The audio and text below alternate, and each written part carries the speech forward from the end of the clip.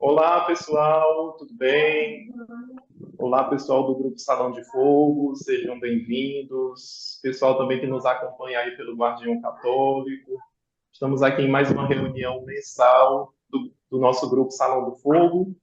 E nessa reunião nós temos a alegria de receber um convidado muito especial, né? Desde já agradecendo a ele e aceito o convite do nosso amigo Cristiano.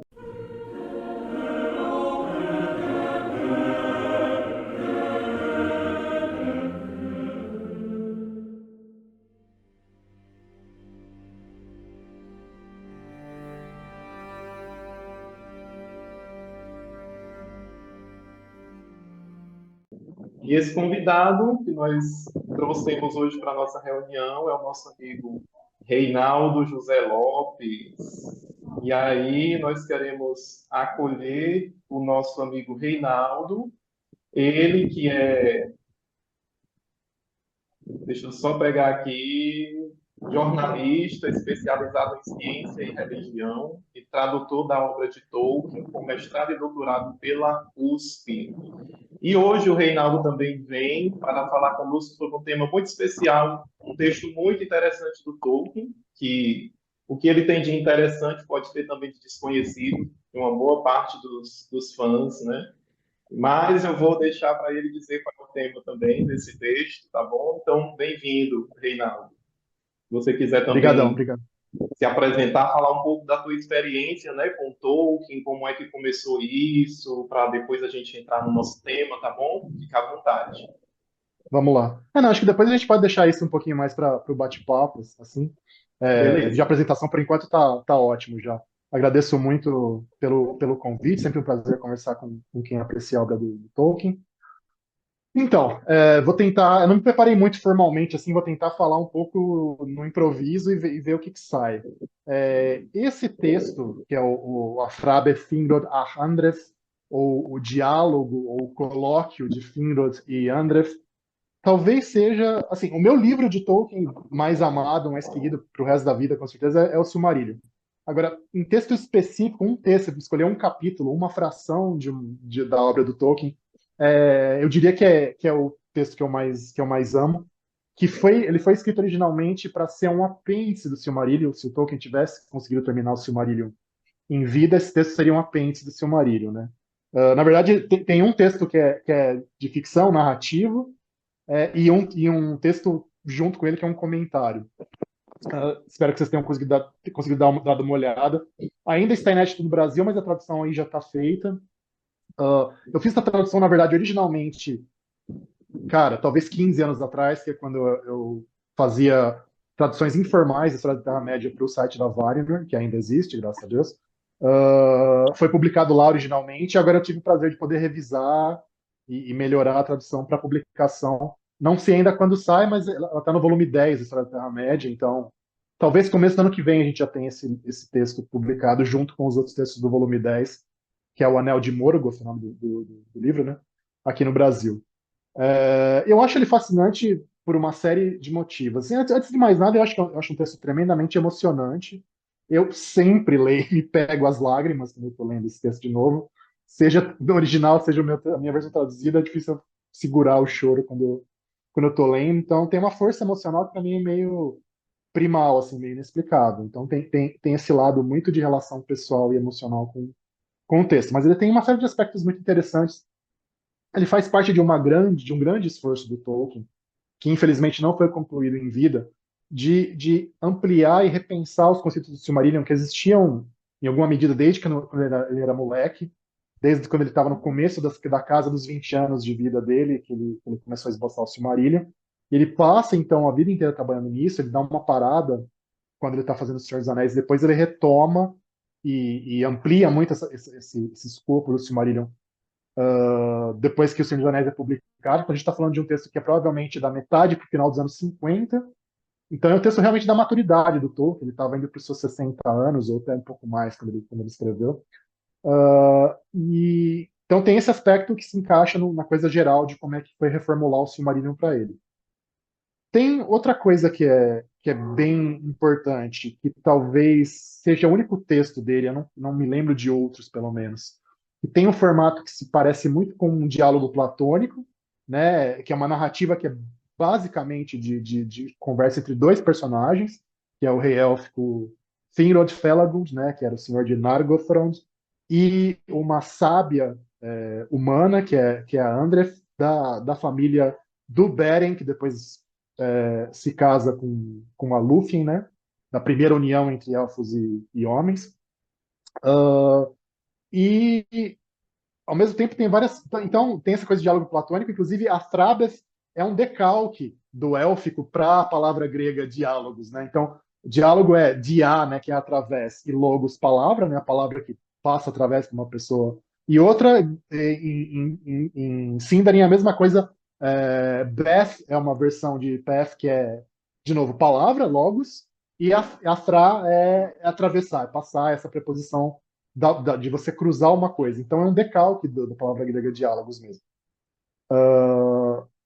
Ao mesmo tempo, esse formato que é para a gente, na cultura ocidental, ficou consagrado como um formato para discussão filosófica, então é uma discussão filosófica e teológica, né? Por quê? Porque aí o Tolkien resolve abordar, assim, de peito aberto, diretamente, realmente, a relação entre elfos e homens no sentido da mortalidade e o que significa a mortalidade do ponto de vista ontológico, né, essencial do ser para elfos e homens, a mortalidade humana, que é essa coisa que marca, né, o presente de Ilúvatar, a dádiva de Ilúvatar, e que diferencia tanto elfos de homens, mas também até que ponto, né, essa situação dos seres humanos, da gente dos homens naquele contexto, ela foi influenciada, embora ela tenha uma dependência em relação a essa dádiva de Ilúvatar, ela tenha sido também influenciada pela queda dos homens, né? No caso, por uma perversão original, primária, né, primordial, dos homens na relação que eles tiveram com o Melkor, com o Morgoth, né? Então é uma exploração filosófica e teológica dessa coisa, até que ponto a mortalidade significa ou não uma espécie de punição ou uma espécie de dádiva ou as duas coisas para os seres humanos, e onde é que os elfos entram nisso, né? O Tolkien fala numa das cartas que, a rigor, elfos e homens são apenas variedades da mesma espécie, senão eles não conseguiriam produzir descendentes férteis quando eles se cruzam, que é basicamente o que acontece com Beren e Lúthien, e com Túr e Idril, etc.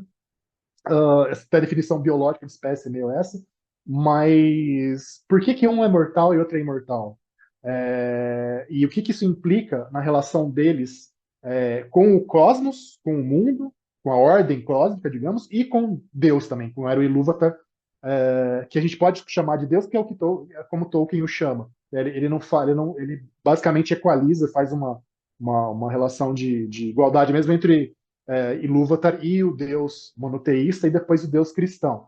E aí também deixa para levar em conta outro ponto muito importante, que é o fato de que nesse diálogo, então, pela primeira vez o Tolkien acho que enfrenta de maneira mais clara o que significa essa teologia do mundo secundário, quer dizer, do mundo imaginário que ele criou, que teria uma continuidade com o nosso mundo primário, com o nosso mundo real, e do cristianismo, digamos, com uma promessa, né, é quase um proto-evangelho élfico, eu diria. Por quê? Porque nesse diálogo, nessa busca de achar um ponto comum filosófico e teológico entre elfos e homens, o que o Finod faz é intuir o que seria mais tarde a encarnação de Cristo no nosso mundo primário, e ao ter essa intuição, ele descobre que entre os homens, entre a família do Beren, o povo de Belr e os outros grupos de homens que se aliam aos elfos, uma profecia desse tipo também existia.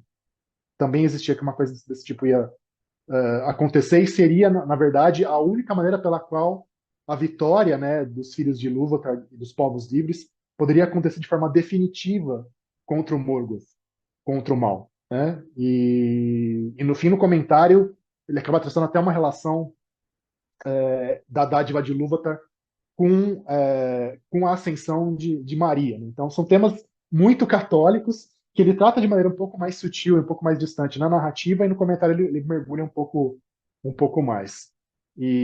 Mas, acima de tudo, é muito bonito por quê?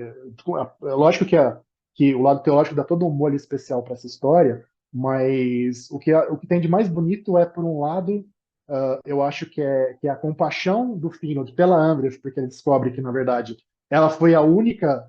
A gente vê muitas histórias de homens do sexo masculino se apaixonando por elfas. A Andref é o único caso contrário que a gente sabe, em que uma humana se apaixona por um elfo, né, pelo irmão do Finrod, que é o Aegnor. Ela é correspondida, mas o Aegnor não tem coragem, ou ele acha que é melhor, que é mais sensato, não consumar a união deles. E isso dá uma amargura tremenda para ela. E o que o Finrod, com base nesse raciocínio teológico todo que eles têm juntos, que é muito, às vezes, é muito assim, exaltado, tem um peso de dor e de raiva, de tristeza forte, principalmente por parte da Andref, mas o que ele chega à conclusão é que elfos e homens precisam